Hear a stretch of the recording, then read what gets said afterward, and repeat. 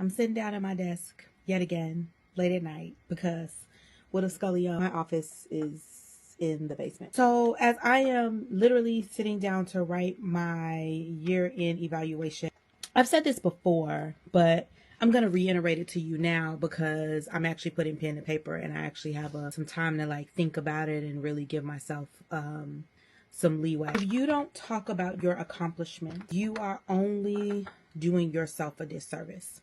No one's going to toot your horn. No one's going to pat you on the back. No one's going to give you a cookie. None of us are getting a gold watch. As I used to tell my staff, I used to manage women in their 20s. It just happened to be a lot of women, but I used to manage staff that was mostly in their 20s. And then before that, I managed paraprofessionals in college who were young, right? And I would always encourage each and every single one of those cohorts of people to do themselves a service by talking about every single thing that they have done and every single thing that they've accomplished. And what's crazy about that is that now, as working with someone on an award submission for next year, as I'm working with someone on an award submission for next year, they're saying the same things. Show your work, right? Show me certificates, show me awards, show me accolades, show me what you have done, show me people's thank you emails. All of that stuff kind of pushes together and makes a difference in how you're seen, right?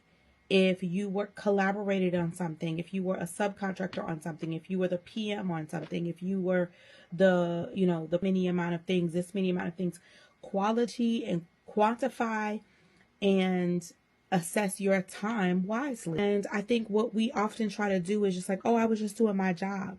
True, but were you doing your job well, right? I was making the statement yesterday when I made a video yesterday that I'm still kind of being tapped to do work for 2025 that I just got on my plate last week. And so it feels like a little bit of a hustle to try to get things in, try to get things done, try to get things underneath our belts, etc. And the truth of the matter is that I'm scrambling to get things funded that are urgent, right? I am scrambling to get things by some deadline in order for us to kind of work our way backwards to when something has to deploy. Again, I work in digital. So, we are on these sprints in this timeline and it feels like these long runways to things, and they are actually a lot shorter than we think they are. And so when you are working that fast, sometimes it is easy to just chalk something up. Like, my upline sent me a list of projects and I have forgotten.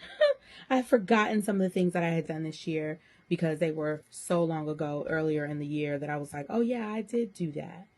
I did accomplish that. I do need to talk about that. I do need to talk about the benefits, the services, the things of that nature.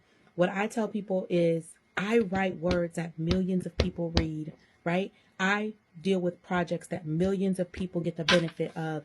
And that kind of language is how I talk about my work. I hope that helps.